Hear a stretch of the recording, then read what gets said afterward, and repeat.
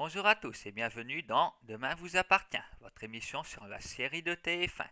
Nous allons revenir sur les événements de la semaine écoulée, puis nous parlerons de l'actualité autour de la série et nous terminerons avec la rubrique littérature. Pour le moment, nous allons parler de cette semaine qui a été assez riche en événements. Entre les retours et les départs annoncés, il y a énormément de choses à raconter. Antoine se fait arrêter devant les élèves du lycée. Chloé s'occupe de son fils pendant ce temps.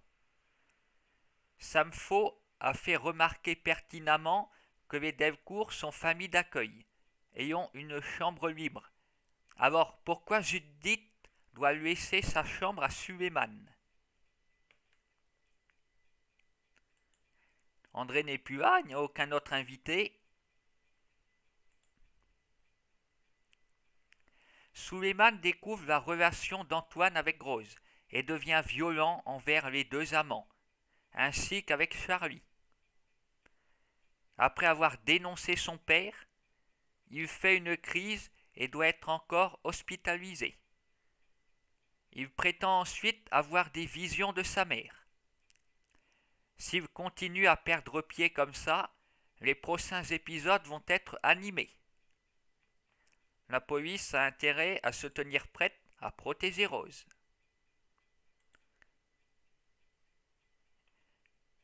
Nour a rompu avec Timothée pour se mettre en couple avec Jules. Victor la culpabilise en vain.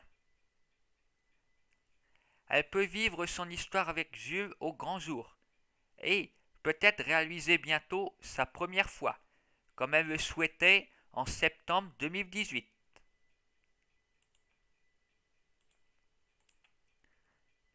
Laurence emménage chez Sandrine et Morgane, s'occupe d'elle en tant qu'infirmière. Mais Victor continue de la menacer et cela la démoralise.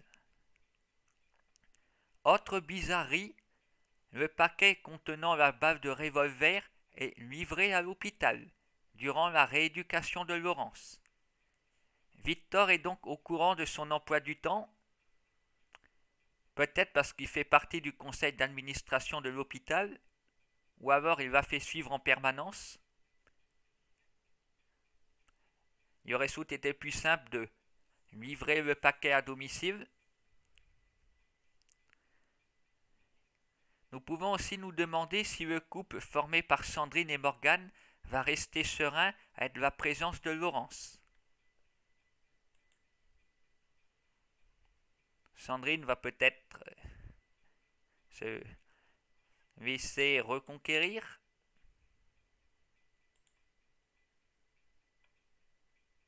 Sarah s'intéresse à la vie privée de Martin et Virginie. Je la trouve bien curieuse. Pourquoi? Serait-elle jalouse? Sarah et Martin, un futur couple en perspective?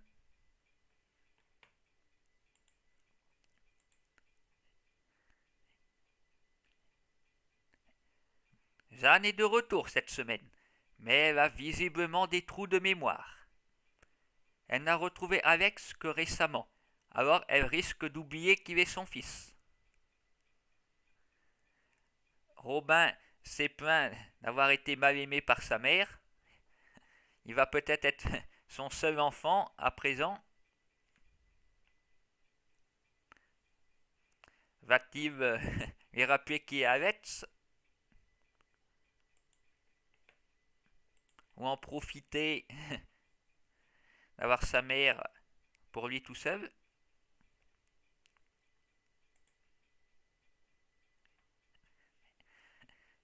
Chloé déprime de ne pas tomber enceinte, mais elle retrouve la joie en organisant avec ses enfants une fête d'anniversaire pour Alex.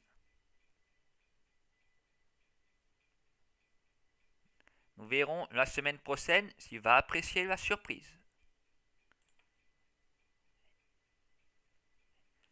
De son côté, Flore veut travailler au Canada, mais ce n'est pas du goût d'Arnaud et de ses enfants. Anna y est également opposée, de peur de perdre Bart.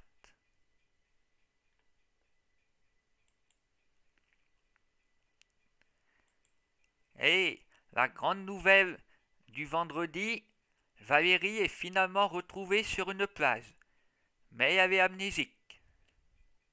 Tout, tout comme Anna après l'explosion du bateau. Il y a des similitudes avec la première intrigue.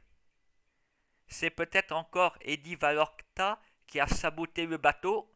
Lol.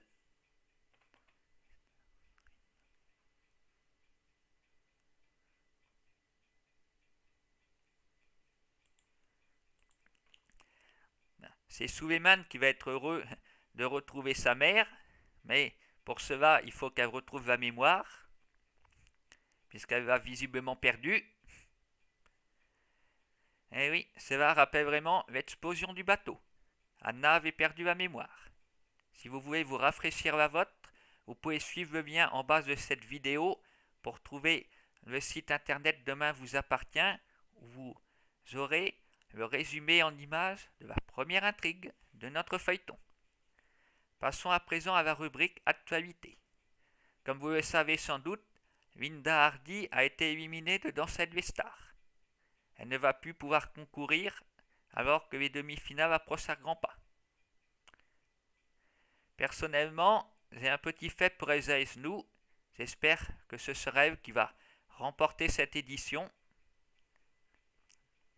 Ce samedi, il n'y a d'ailleurs pas Danse avec les stars, car c'est remplacé par les Energy Music Awards, où participe Lenny Kim, connu sous le nom de Jacques dans le feuilleton. Alors, si vous voulez soutenir quelqu'un aujourd'hui, vous savez ce qu'il vous reste à faire. Enfin, lundi prochain, vous pourrez retrouver sur TF1 Catherine Allégret, alias Jeanne, et Arnaud Henriette, alias Sylvain, dans Itinéraire d'une maman braqueuse, où une femme surendettée va organiser un casse. Nos deux héros du feuilleton seront donc réunis dans ce téléfilm. À présent, nous allons passer à la rubrique littérature. Vous allez vous présenter ceci, un hors-série de TV 7 jours consacré à notre feuilleton préféré. Comme vous le voyez en couverture, 26 interviews exclusives. En réalité, il y en a 30 entre les acteurs du feuilleton et les employés, les hommes de l'ombre. Il y a évidemment de très belles photos, des articles nous rappelant tout ce qui s'est passé depuis le début. C'est vraiment rempli d'actualité. Les décors de la série sont ici, les relations entre les personnages,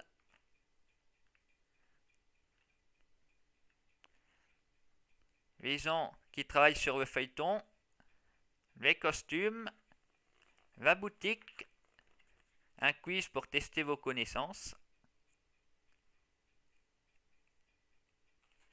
ainsi que, alors ça, c'est assez extraordinaire, je vais vous le montrer.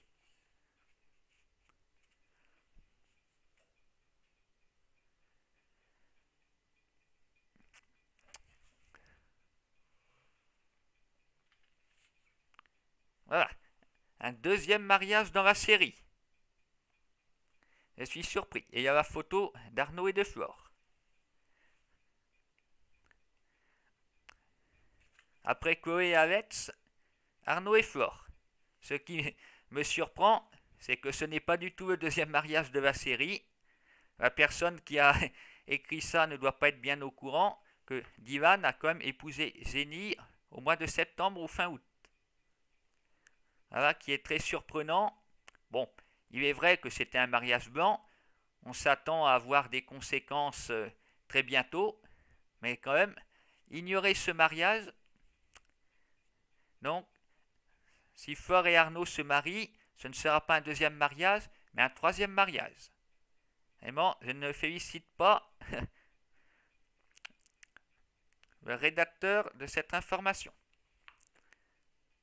Peut-être le livre a-t-il été aussi écrit à la va-vite, il devait sortir pour ne pas que les informations soient datées. Il y a un autre truc qui m'interpelle. Il s'agit du résumé de la famille Doucet. Oh, il est très exact, mais il y a un petit peu des redites. Voilà. On sent que la personne n'a surtout pas eu le temps de corriger, de faire une version définitive. Mais je vous le répète, ce qui est écrit n'est absolument pas faux. Pour le reste, il y a à se plaindre de rien. Il y a de belles photos des acteurs, des informations sur les familles. Vraiment, je vous le conseille. En plus, il n'est pas très cher. 4,90 € pour avoir plein d'informations, de belles images. Interview exclusif évidemment du couple vedette. Alors, si cela n'est pas encore fait, précipitez-vous, c'est votre marchand de journaux. Quant à nous, on se retrouvera la semaine prochaine pour parler entre autres de l'anniversaire d'Avetz, qui sera certainement mémorable.